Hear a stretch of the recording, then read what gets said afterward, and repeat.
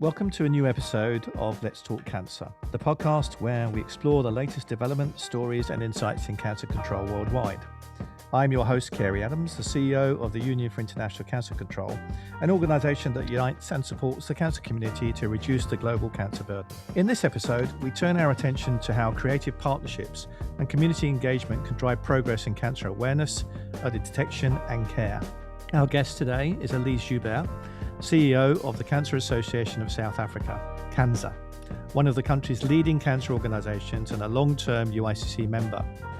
CANSA's work addresses research, education, advocacy, screening and patient support, with a strong focus on ensuring that no one affected by cancer has to face their journey alone.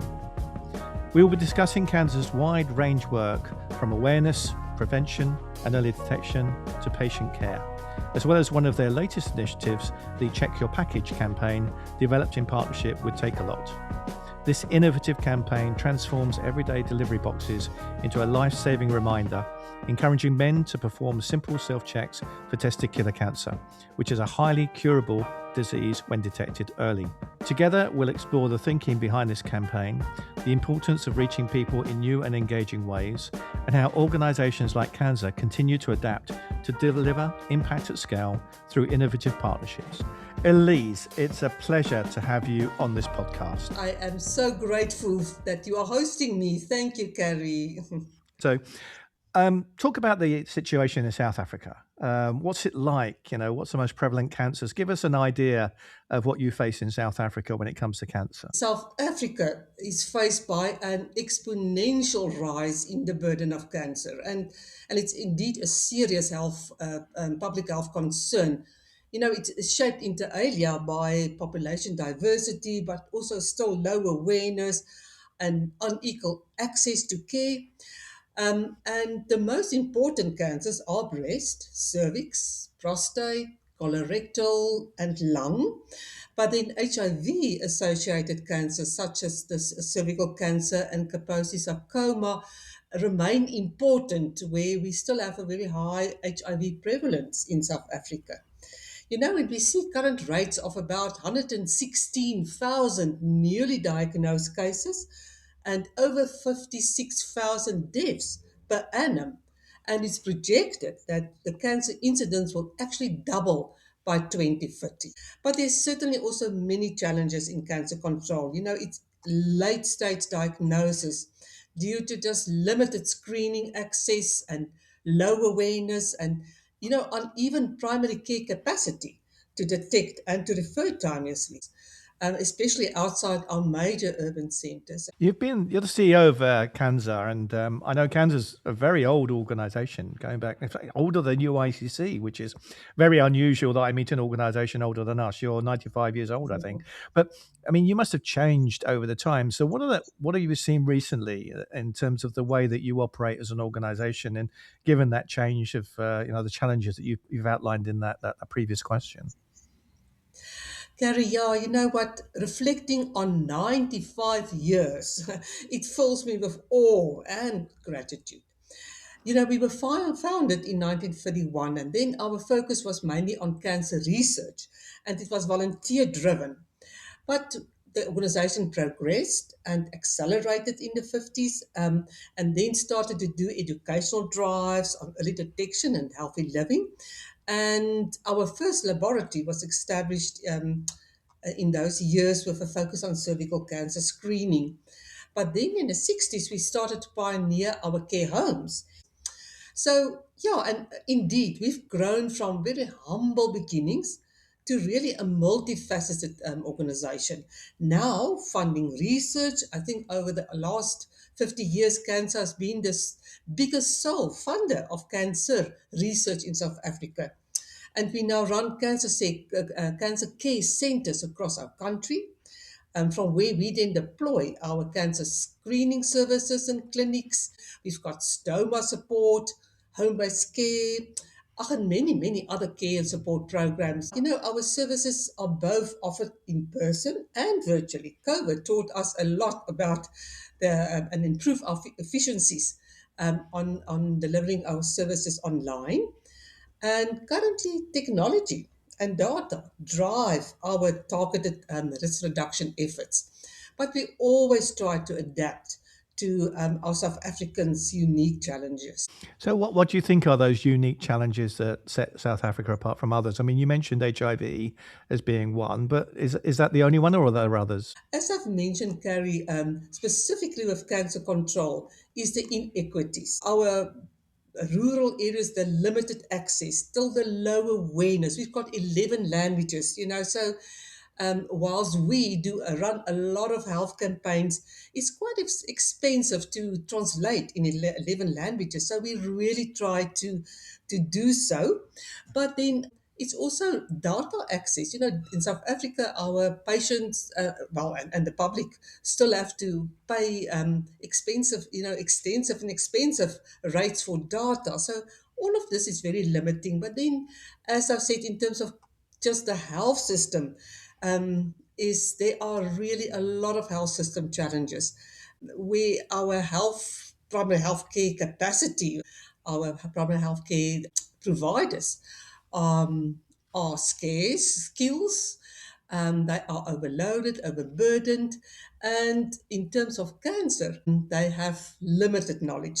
And then we also have our traditional health practitioners because our communities, many of our people still also consult their traditional healers. And we work with the holistic, in this holistic approach with the traditional health practitioners to also make them aware of the early signs, warning signs of cancer, and to encourage them to also refer their patients simultaneously. So it's working in collaboration with the traditional medicine advisors as well. Now, I read when I was reading about meeting you again, I saw the thing about check your package. The campaign would take a lot. Perhaps you could tell us what this campaign is all about. Yeah, this check your package is actually a behavioral awareness campaign. We do it in partnership with Take a Lot. It's South Africa's leading online store that uses now delivery boxes and inserts to remind men to perform their monthly testicular self checks. So, the idea married cancer's expertise in behavior focused campaigns. So, by placing these short, snappy messages on the boxes, we meet men in a familiar and a high engagement moment when they're opening their parcel to prompt a simple life saving action. And you might ask, why testicular cancer? Well, it accounts for only 0.5% of all cancers amongst men, but it's one of the most common cancers in South African men, young men, aged 15 to 49. So, and for the fact that it's highly curable when it's detected early, with a cumulative 10-year survival rate exceeding 90%, we have to reach our younger men. And younger men still think they're healthy. They avoid preventative care conversations about their bodies. And so, therefore, targeted and stigma free messaging is so critical to raise this awareness because this prompt earlier presentation and potentially save lives. I don't know where I was, but I went to the toilet in a hotel. But so I shut the door and I sat down, and on the back of the door it had a sign. It said, "Don't just sit there, do something." All right, and it said, "Go home and check your testicles." Okay, and it was in the men's toilets, and I thought that was very clever. Actually, you just reminded me about it because that's when you got a man's concentration because they're staring at the door anyway. Uh, Elise, so if I get one of these packages, and I'm not in South Africa obviously, but if I did get one of these packages and I opened it up, what will I see, and what is it asking me to do, and how does it refer me to you as Kanza, or is it to refer me to something else? the packaging is like it's little hobbles, so it feels when the box feel different than just a plain box. So that already stimulates the attention, and then when they open it, they get the inserts where they then explain what this is all about. And yes, it's about a plain infographic, teaching them, showing them how to do that self examination. And does it say what they should do if they do find a lump or something which they're worried about? Yeah, of course. Then the cancer is then, there's a referral. They can call then visit our website, or they can call our toll-free number, or they can even message us on a WhatsApp channel, or even find us then on social media. So, and we offer then free telecounseling, and we can refer them appropriately. We, of course, then say to them whenever a lump, we encourage them to go to their GP. So that is the first, or to their, many people don't, in South Africa, about 80% of our public don't have health insurance. So we would then refer them to the primary healthcare clinics to say, just let it be checked. Yeah, that's excellent. So, um, Elise, in terms of the success of this campaign, how are you going to measure it, or are you measuring the success of the campaign? What is the outcome that you're expecting? It's tricky to measure long-term impact. Now, behavior change is over a time, but we can point out that about 10,000 special boxes and over 500,000 leaflets were distributed, and the message and awareness thus landed in over 500,000 people's homes. And we say if one life is saved, is successful. So I think, yes, as I said, it's tricky to measure the long-term impact, but we know that to tap into daily routines is so vital for awareness campaigns, because it just makes the health behavior feel more natural and relatable rather than an abstract or intimidating thing. Yeah, and I guess that's the key thing. And it's almost to get people talking, isn't it, and discussing it. And if one man says to another man, "Did you get that in the post? Did you read it?" Actually, that's good if they're going down the golf course or they're in a bar, and opens a conversation, because we know men are not open really to talk about their health. They don't like talking about those sort of things. So, in some ways, you're giving them an opportunity to talk about something which is not normally in their vocabulary. So, do you find that? Is that something you're aiming to do? Yes, absolutely. And that's the whole aim of this campaign, to do something, like I said, it's snappy, it's something different, and it catches attention. I can maybe mention another, yeah, attention drawer of our other campaigns is our annual Hollard Daredevil Run. Now, Hollard is an insurance company, and their Daredevil Run, we are the beneficiary for the past 13 years, but it's all about raising awareness for prostate and testicular awareness.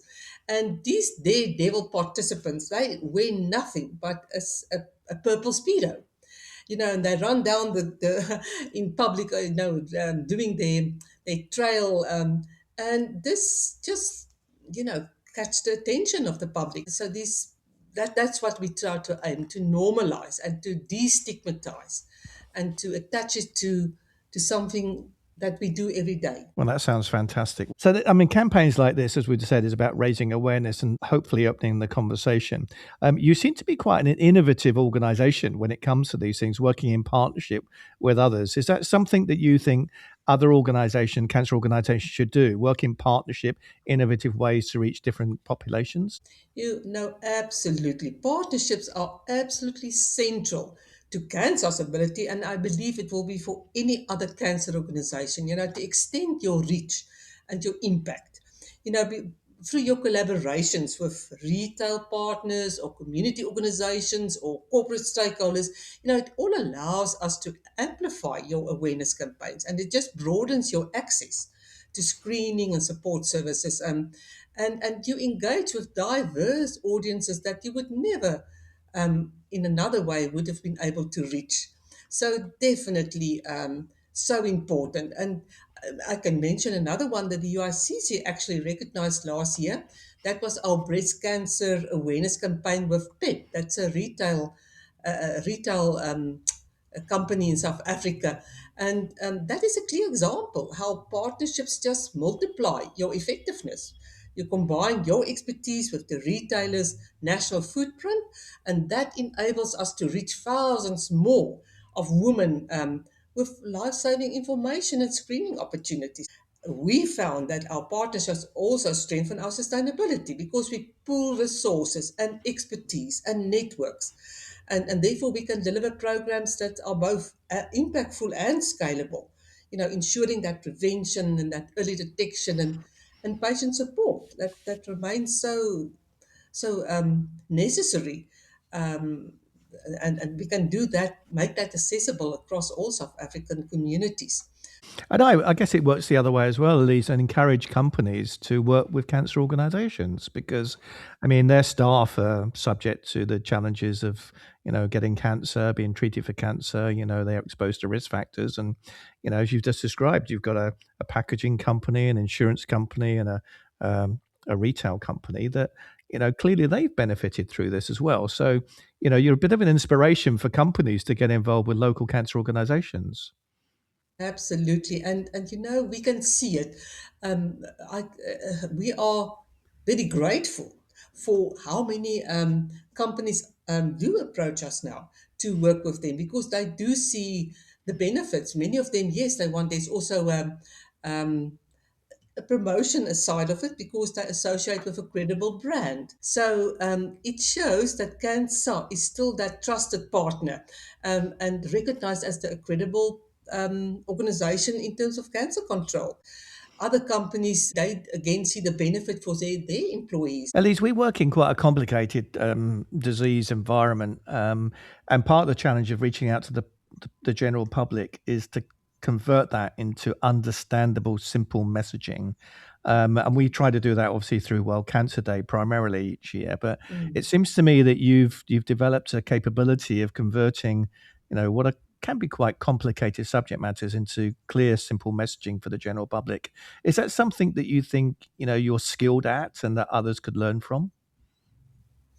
Gary, it's so important that one balance your innovation, but with accuracy and sensitivity in your communication. And that requires a delicate approach, because on the one hand, your creative campaigns are essential to capture the attention and to reduce stigma and bring across complex information. But on the other hand, you need to do it with the necessary accuracy and empathy.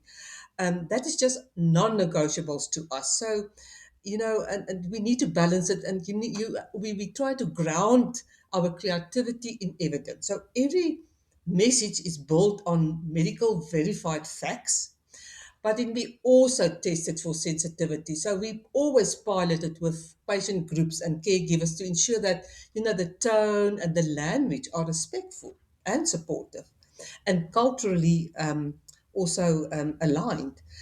And another one that helps is that we use clear and relatable storytelling because that helped, through that comes narratives and visuals and interactive tools that just simplify the science without now distorting that. But we always try to maintain transparency. Do you find that when you're working with the companies that you've mentioned that their marketing skills, their messaging skills complements you in your endeavor to be honest, factual, but at the same time inspirational and positive? Does it work in that way?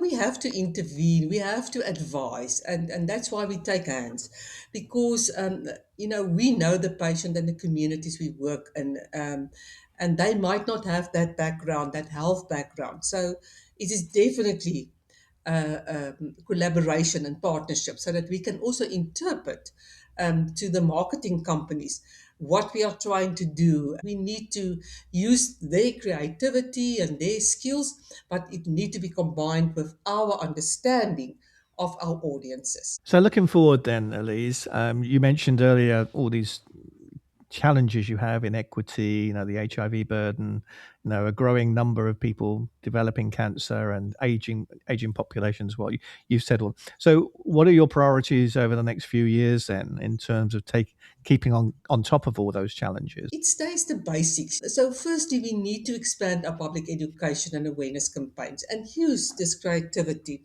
so that we can reach communities at all levels, but with messages that's culturally sensitive. But then secondly, early detection services must simply be scaled up. This means we have to work with government, work with private sector to increase the access to affordable screening, and especially in our rural areas. And then thirdly, I would say our patient support systems needs definitely reinforcement. Ensuring that our individuals that's diagnosed with cancer have access not only to medical treatment but also to psychosocial, nutritional, palliative care. But then importantly, our advocacy is absolutely a pillar of one of our um, uh, let's say our strategy pillars, because we need to advocate for policy changes that will strengthen cancer care infrastructure and funding in South Africa. There's still not enough political will to put enough resources behind cancer control. We have to work hand in hand with all partners across all sectors so that we just can continue with effective cancer control in South Africa. Well, Lise, it sounds like you've got a lot to work to do, but you've also been doing a lot. So I feel that I'm confident that you and the team will do a great job in improving the situation for cancer patients in the country. So thank you very, very much for joining us. Really appreciate talking to you. And hopefully we will catch up soon. Carrie, it was just absolutely my pleasure to spoken with you, and yeah, best wishes with all your endeavors. Thank you, Elise, Carrie. you're very kind. Thank you very much. Thank you for listening to this episode of Let's Talk Cancer. If you like this podcast, please give us a rating and subscribe for more content every month. And if you want to know more about UICC's work, visit uicc.org or follow us on social media.